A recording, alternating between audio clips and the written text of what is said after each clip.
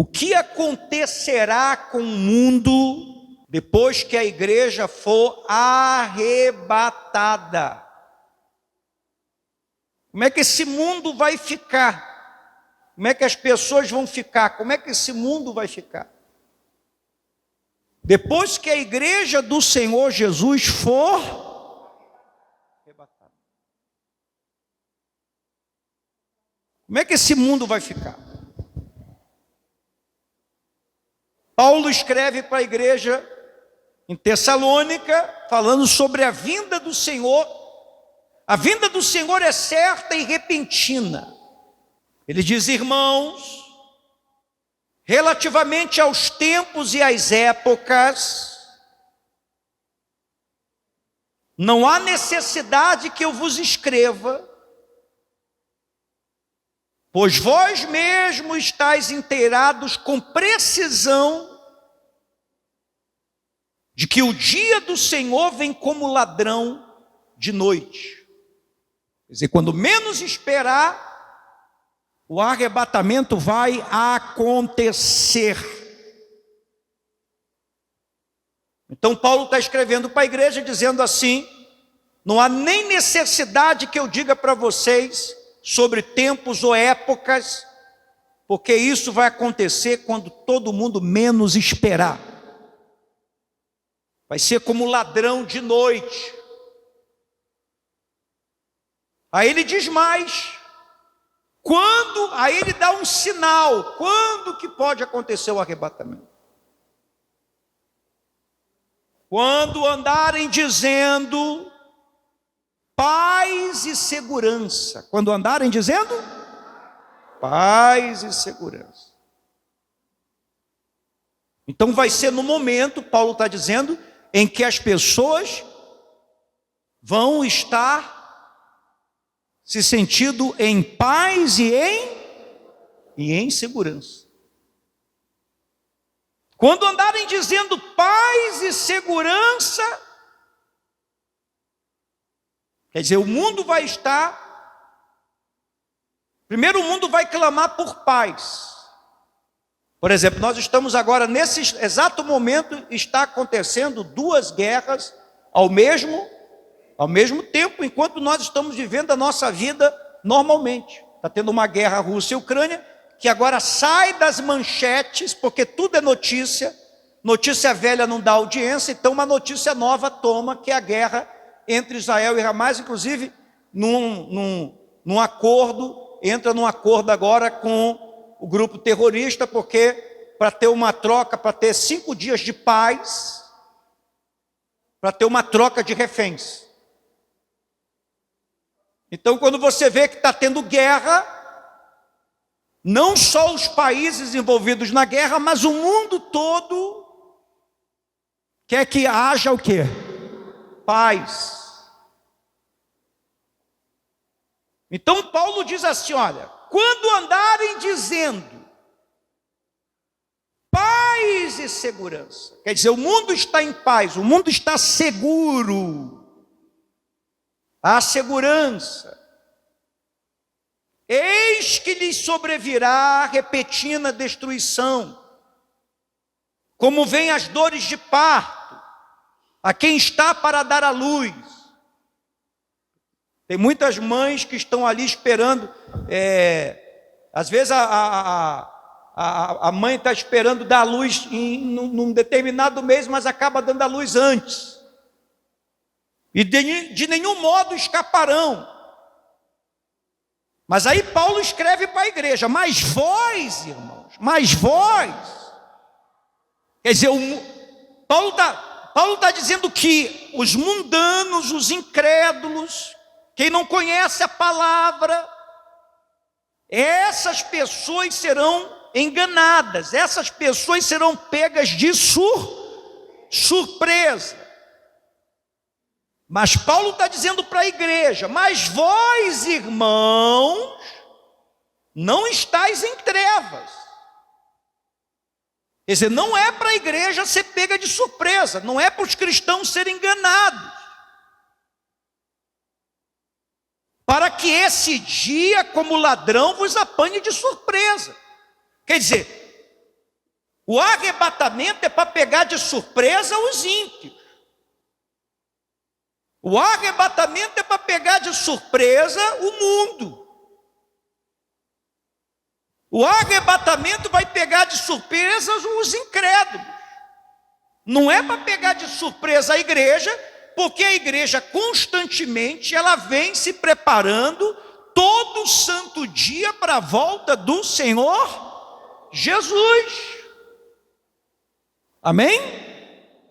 O cristão deve viver como se Jesus tivesse morrido ontem, ressuscitado hoje e fosse voltar quando? Amanhã. Morreu ontem, ressuscitou quando? Hoje, fosse voltar quando? Amanhã. Então Paulo está dizendo aqui, olha, mas vós, irmãos, não estáis em trevas, vocês não estão nas trevas. Vocês não servem o mundo, vocês não servem o diabo, vocês não servem o pecado. Vocês não andam desapercebidos. Vocês conhecem a palavra, vocês estão vendo tudo o que está acontecendo. Para que esse dia, como ladrão, vos apanhe de surpresa, pois vós todos sois filhos da luz. Nós não somos filhos da noite nem das trevas. Assim, pois, não durmamos como os demais, não durmamos como os... Se você está dormindo espiritualmente, o Espírito Santo está te falando nesta noite. Você que está aqui nessa noite, você que está me assistindo, se você está dormindo espiritualmente, como também Paulo escreve para a igreja, você que está dormindo, acorda, desperta, ou tu que dormes, acorda, porque não é para você perecer, não é para você perder a tua alma, não é para você perder a tua salvação, você não foi chamado para isso. Você foi escolhido, você foi comprado pelo sangue precioso do Senhor Jesus.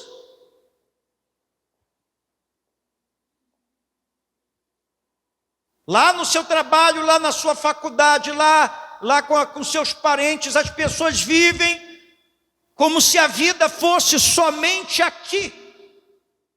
Como se a morte não existisse, até que a morte aparece. Até que alguém da família morre, até que a própria pessoa morre. Ou então que Jesus nunca fosse voltar. As pessoas vivem assim.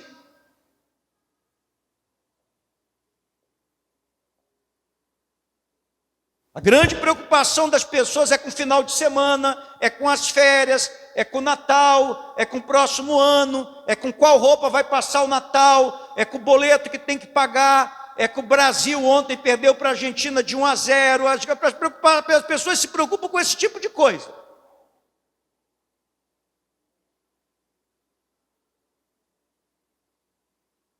Elas não têm a preocupação com a alma delas.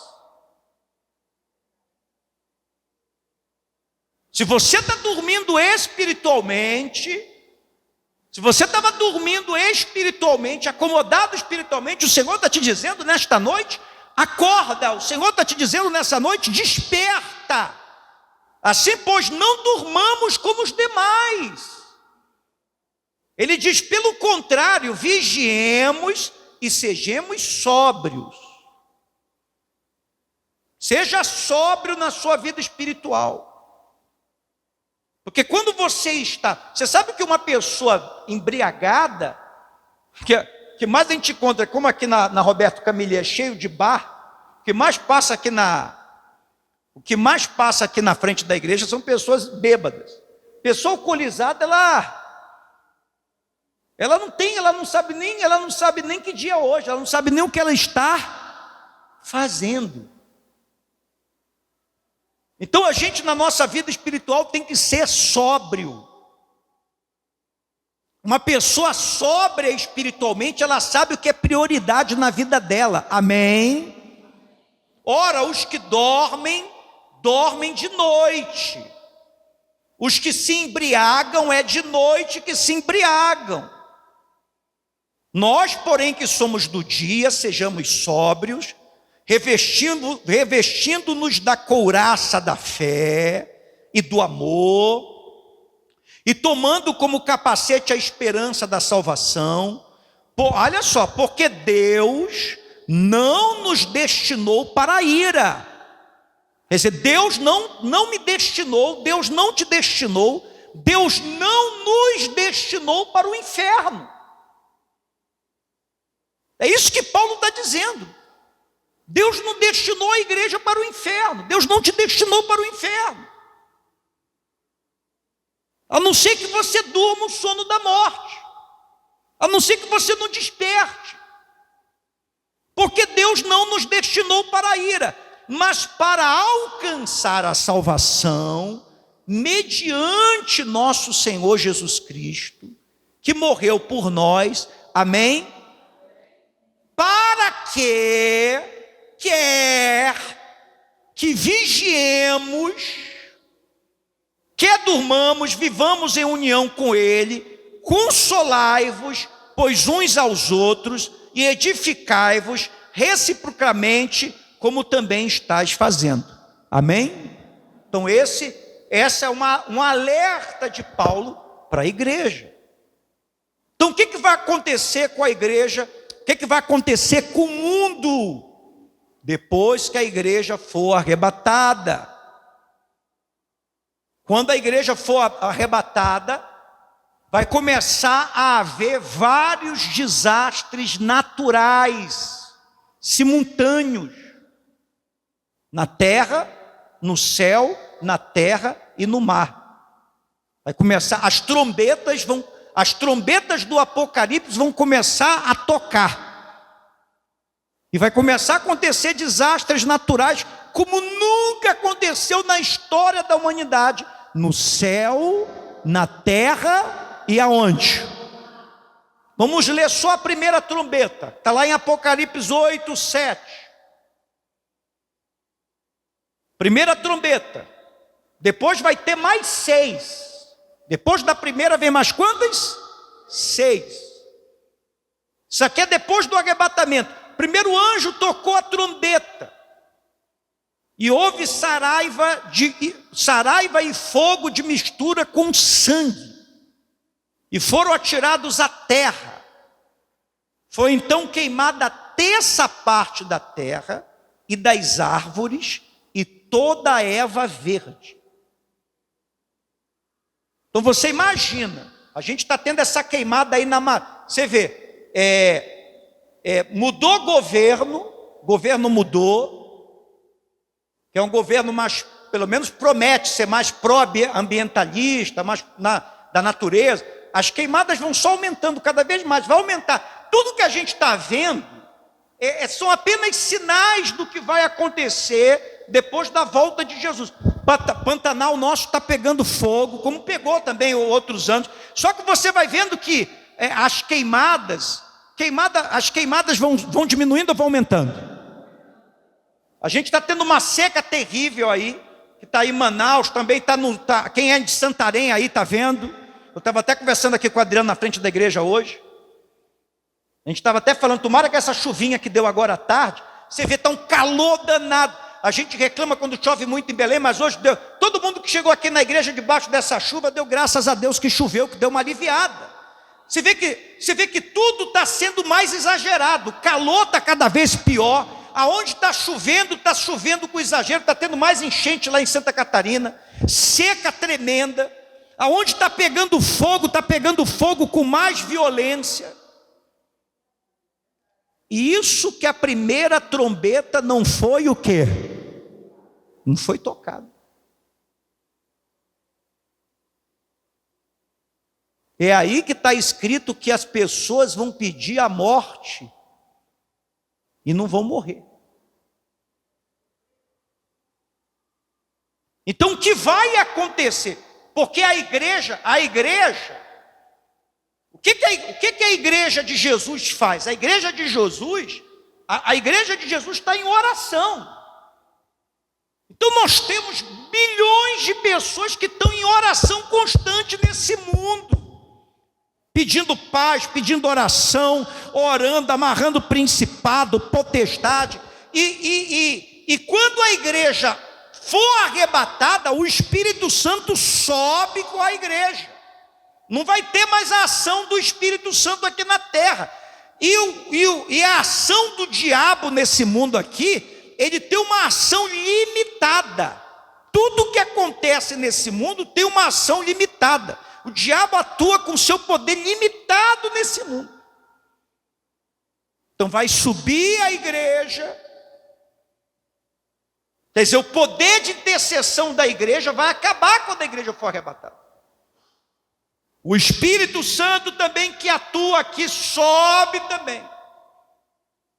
As trombetas vão sendo tocadas. Você imagina uma terça parte da terra queimada, árvores queimadas, floresta queimada. Quer dizer, o alimento vai se tornar cada vez mais escasso. Segunda coisa que vai acontecer com esse mundo: muitas pessoas que estavam dentro da igreja, muitas pessoas que estavam dentro que nunca se converteram, se tornaram membros da igreja, se tornaram assembleanos, presbiterianos, se tornaram da sua congregação, vinham na igreja, se tornaram membros de uma igreja, se tornaram religiosos, mas nunca se converteram, nunca nasceram da água nem do Espírito. Outras pessoas também que tinham conhecimento da palavra de Deus, conheciam a palavra de Deus, sabiam do arrebatamento. Então, quando aconteceu o arrebatamento, vai desaparecer milhões e milhões e milhões de pessoas no mundo todo. Vai saber que essas pessoas que desapareceram eram pessoas cristãs que serviam a quem? A Deus. Vão tentar justificar de todas as formas, foram abduzidas, enfim, vai tentar justificar de todas as formas, mas quem ia na igreja, quem era da igreja, mas não se converteu, quem conhece a palavra de Deus, sabe que essas pessoas foram arrebatadas. Vai ter gente que a mãe foi arrebatada, vai ter gente que o pai foi arrebatado, vai ter gente que o marido foi arrebatado, vai ter gente que as crianças, os filhos foram arrebatados, o pastor foi arrebatado, vai ter pastor que ficou, e gente do seu rebanho foi arrebatada. Vai ser um desespero generalizado daqueles que conheciam a palavra, mas não se converteram. Por que vai ser um desespero? Porque essas pessoas conhecem sabem que a palavra é verdade, e agora elas sabem que só tem uma maneira delas serem salvas. Só existe uma maneira delas serem salvas: se elas aceitarem Jesus, negarem o anticristo, mas agora elas vão ter que morrer. Não tem mais agora meio termo. Ou elas aceitam a marca da besta e servem o anticristo, vão para o inferno, acabou. Ou elas servem Jesus, diz assim, elas negam o anticristo, mas elas são inimigas do anticristo, são inimigas do Estado, vão morrer por causa disso. E elas sabem disso porque isso elas ouviram muitas pregações sobre isso.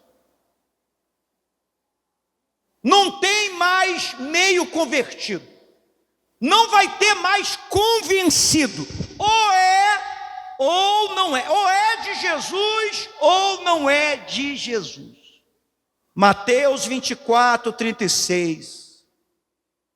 Mas a respeito daquele dia e hora ninguém sabe, nem os anjos no céu, nem o Filho, senão o Pai.